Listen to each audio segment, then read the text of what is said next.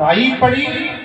दुह्यन्त्योभिनयो काश्चित् दोहम हित्वा समुत्सुकाः पयोधिष्ठित संजाव मनुष्वास्या पराययुः परिवेशयन्त्यः तद्धित्वा पायन्तः ऋषून्पयः शुश्रूषन्त्या पतिं काशी दर्शनन्त्योपासभोजनम्। इस तरह से बहुत वर्णन है। मतलब यह कि कोई गाय को दूध लगा रही है तो आवाज पड़ी तो छोड़ के चल दी वहां। कोई काजल लगा रही है, एक हाथ में आंख में लगा, एक में नहीं लगा, चल दी वहां। कोई अपने पति को भोजन परोस रही है, 2 रोटी दी, आगे वो खा रहे हैं, चल दी, आवाज सुनाई पड़ी। कोई लेपन कर रही है, विलम पंचा परमजंत्योन्या अंजंचा काशलोचने व्यत्यस्त वस्त्राभरणाः काचित् कृष्णांतिकम यजुः। जो जिस अवस्था में थी अपने शरीर का भान उनको नहीं था, वह वहां से चल पड़ी। अर्धरात्रि में भगवान के पास पहुंची। भगवान ने गोपियों को देखा। भगवान ने कहा, गोपियों तुम अर्धरात्रि में यहाँ, तुमको तो अपने घर में रहना चाहिए, अपने बच्चों के साथ, अपने पतियों के साथ, तुम यहाँ क्यों आ गई?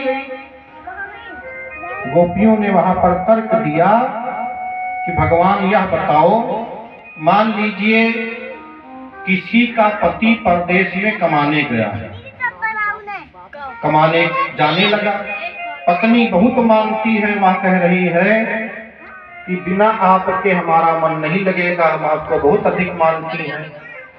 तो पति ने अपना फोटो एक दे दिया कि जब याद आए तो देख लेना।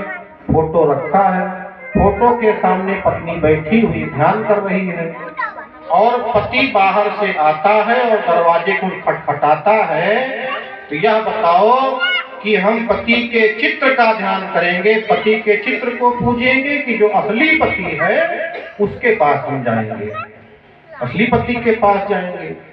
तो यह सब जो है या तो आप ही के चित्र है, जो यह समाज है, सबके परम पति तो आप ही हैं, सभी के पति आप नारायण हैं। तो जब असली पति मिल गए तब नकली पति की आवश्यकता नहीं है, चित्र की फिर आवश्यकता नहीं रह जाएगी, तब फोटो की क्या जरूरत है जब असली है। तो यह तो आप ही के सब अंश हैं, ईश्वर अंश जीव अविनाशी। इस तरह से गोपियों ने उत्तर दिया। भगवान ने वहां पर रासलीला रचाई। अब देखिए, जो अधकचरे ज्ञानी होते हैं वह उस पर भी उंगली उठाते हैं। भगवान ने रासलीला रचाई, उनको यह नहीं मालूम है कि रासलीला भागवत का हृदय है। रास पंचाध्यायी भागवत का हृदय कहलाता है। यहाँ तक लिखा गया कि किसी को हृदय गति की समस्या हो, हृदय का रोग हो, तो 5 अध्याय रास पंचाध्यायी का पाठ करे, धीरे धीरे उसका वह रोग भी ठीक हो जाता है। ऐसा वर्णन भी इसके बारे में महत्व बताया गया है रास पंचाध्यायी का। और जो यह गोपियां हैं या क्या सामान्य गोपियां हैं जिनके ऊपर उंगली उठाते हैं, वह आज के समाज को देख करके उंगली उठाने लायक हो? वह जो गोपियां हैं या वेद मंत्रों की ऋचाएं हैं, दंडकारण्य में जो ऋषि मुनि तपस्या कर रहे थे, भगवान राम वन के रास्ते से गुजर रहे थे, दंडकारण्य के ऋषियों ने जब भगवान राम का दर्शन किया तो उन ऋषियों की इच्छा हुई कि भगवान से हम भेंटे, भगवान का आलिंगन करें, भगवान के साथ हम नृत्य करें। उन ऋषियों को भगवान ने आशीर्वाद दिया कि जाओ सिद्धों, ऋषियों, तपस्वियों, अगले जन्म में तुम गोपी के रूप में प्रकट होगे, मैं तुम्हारी इस इच्छा को भी पूर्ण करूंगा।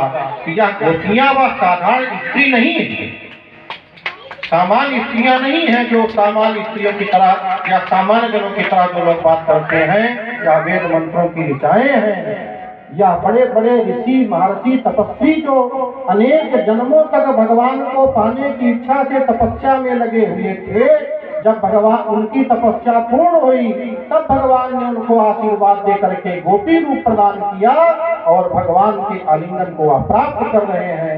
वह भगवान की कृपा से प्राप्त हो रहा। गोपी बनना आसान है। और गोपियों के अंदर वह प्रेम था। कैसा प्रेम? बांसुरी सुनाई थी तो क्या यहाँ पर लिखा गया, जो जिस अवस्था में थी जैसे थी। अगर वहां पर विलासिता का भाव होता प्रेम की जगह पर, तो उनको अपने श्रृंगार का स्मरण आता, अपने कपड़े का स्मरण आता, वह सब उनको भान ही अपने शरीर का भान नहीं रह गया था। वह जैसी अवस्था में उठ करके दौड़ करके पहुंच गई। वह प्रेम होता है। प्रेम और वासना में अंतर होता है। वह गोपियों का और भगवान कृष्ण का प्रेम था। प्रेम किसे कहते हैं?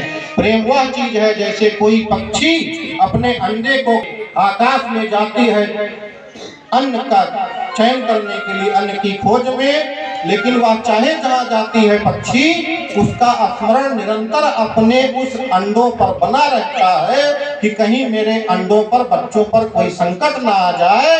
कहीं भी एक भी क्षण के लिए वह अपने बच्चों को भूलती नहीं है। इसे प्रेम कहते हैं। प्रेम की परिभाषा इतना आसान नहीं है। रास पंचाध्यायी हमने क्या बताया अभी? ब्रह्मा जी के मुंह में 1 साल तक कृष्ण भगवान सभी गोपियों के बच्चे बन करके रहे थे।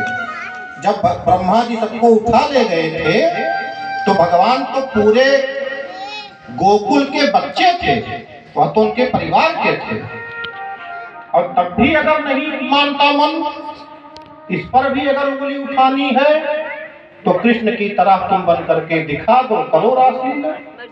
जो लोग कहते हैं भगवान 16,108 रानियों को ब्याह किए थे, प्रश्न करते हैं तो उसके पहले भगवान ने पूतना का उद्धार किया, दावानल पान किया, 7 दिन तक गोवर्धन पहाड़ को धारण किए थे।